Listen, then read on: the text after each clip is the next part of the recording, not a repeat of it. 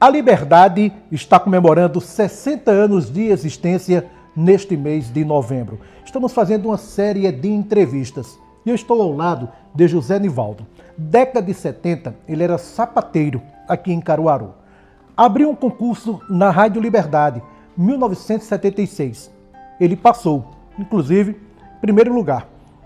Chegou a ser diretor de programação da AM e da FM. Trabalhou 13 anos na emissora.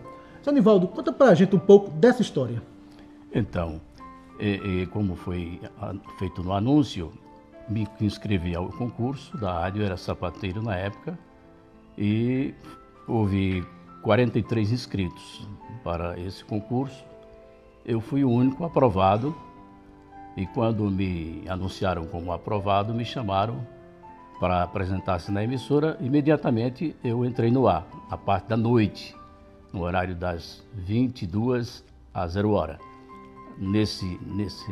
Nessa época, a emissora AM, a Liberdade AM, saiu do ar à meia-noite. E então fiquei nesse horário por volta de uns 3 meses. Em seguida passei para o horário da manhã, num programa chamado Curtição. Horário nobre. Horário nobre, das 8 às 10 da manhã.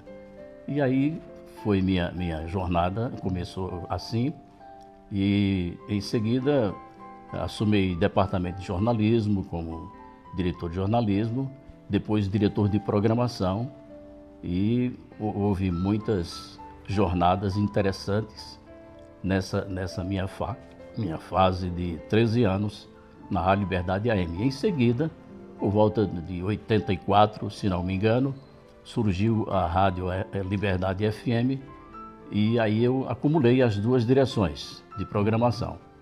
E tocamos até o final, quando eu saí em 1989.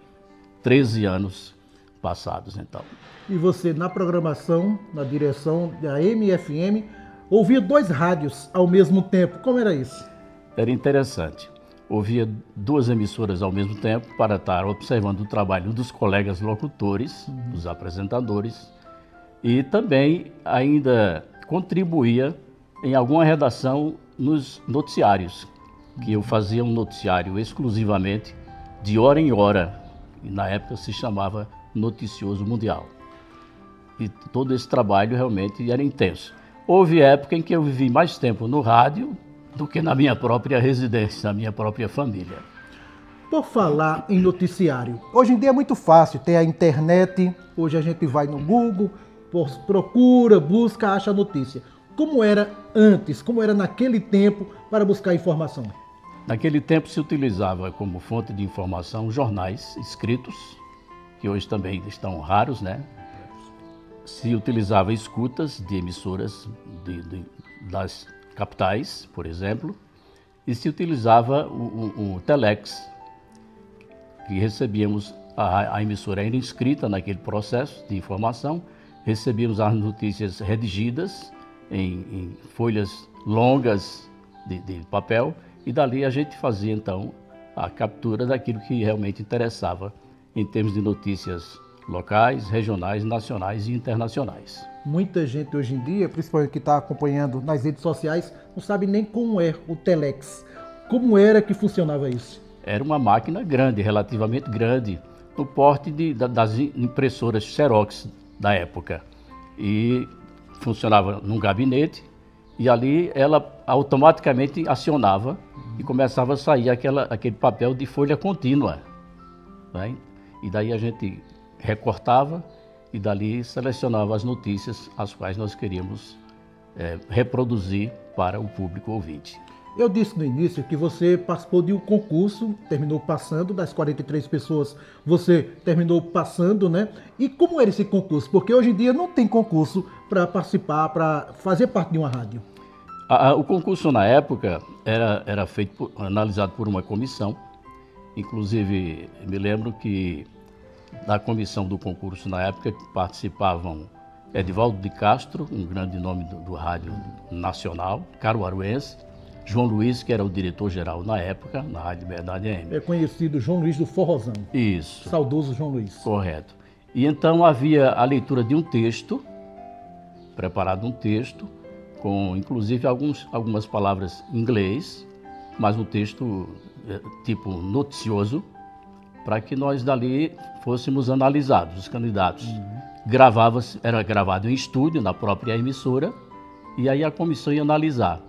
E houve também uma entrevista rápida, embora com algumas perguntas, tipo improviso, que o candidato pudesse demonstrar sua capacidade, que isso é muito utilizado, era na época e ainda hoje tem que ser quem faz comunicação, tem o improviso como característica principal. Apenas para a gente encerrar, nomes que trabalharam com você na rádio. Você citou alguns nomes aí. E mais nomes que você trabalhou na Rádio Liberdade? Eu trabalhei com Giovanni Rosendo, trabalhei com Ivan Bulhões, Lídio Cavalcante, que era um poeta do regionalismo, do forró, da música regional nordestina. Trabalhei com José Santana, trabalhei com Assis Gondim, trabalhei com outros nomes importantes no rádio de Caruaru. Edeilson Lins, que hoje faz televisão, não é? E os nomes que depois eu selecionei, porque numa segunda seleção que a emissora precisou fazer para mais candidatos, eu já fui convidado para participar da comissão. Isso por volta de 6 meses após eu ter entrado na emissora. E foi quando entrou, então, Tony Gel, Antônio Geraldo Rodrigues da Silva, meu amigo, e entrou Davi Cardoso, hoje ainda permanece no rádio. Então, essa minha trajetória, eu me sinto hoje, agora aposentado da Secretaria da Fazenda do Estado, como um privilegiado por ter realizado este grande sonho do rádio, que era, na verdade, na época, o meu grande sonho, e passar esta época, esses 13 anos, tendo absoluta convicção de que hoje eu cumpri uma missão na história do rádio de Caruaru. Inclusive, introduzi, como diretor de programação, algumas alterações para modernizar o rádio. Por exemplo, na época as emissoras, não existiam as FMs, as emissoras AM, dia de finados, 2 de novembro, era tradição ficarem tocando só músicas de cantores falecidos. E a programação especial. Não havia outra programação a não ser músicas com hora e os cantores falecidos. E eu, ouvindo as grandes rádios do Brasil, Globo do Rio de Janeiro, etc., verifiquei que aquilo ali estava ultrapassado. E fui ousado, introduzi a mudança no dia de finados, a programação seguia normal e nós rememorávamos cantores passados, falecidos, mas não alterávamos a programação. E assim continuou e hoje permanece. Qual a mensagem que você deixa desse aniversário da Rádio Liberdade? A mensagem que eu deixo é de gratidão, primeiro, por ter esse privilégio de ser um profissional do rádio e ter contribuído para muitas alterações no rádio caruaruense, no rádio regional, e dizer que aqueles que hoje têm desejo de ingressar como comunicador no rádio, permaneçam nesse intento, se preparem. E na nossa época era exigido muito o teor vocal, a voz. Hoje não, hoje está mais... as emissoras são muito computadorizadas, tecnológicas, né? Então não há mais esse tempo de exigência do vocal mais grave, etc. Mas aqueles que se sentem vocacionados para o rádio, para o jornalismo radiofônico, permaneçam e façam um bom trabalho. Sejam profissionais acima de tudo.